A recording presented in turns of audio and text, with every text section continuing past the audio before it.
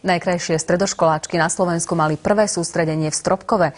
Okrem náročného nácviku choreografie mali možnosť zajazdiť si na koňoch či zaplávať si v bazéne.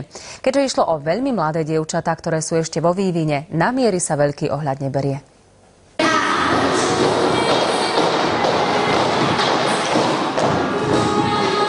Takto museli dievčatá nacvičovať choreografiu na spoločenské šaty.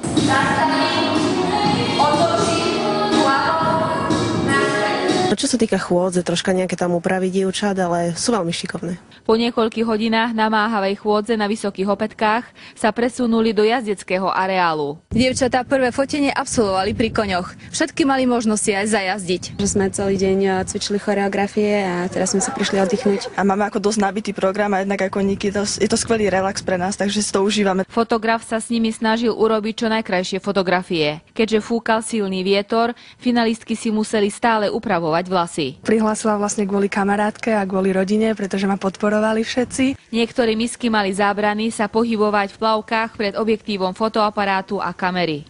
Tak plaviek sa bojím najviac, určite tam vidno všetko.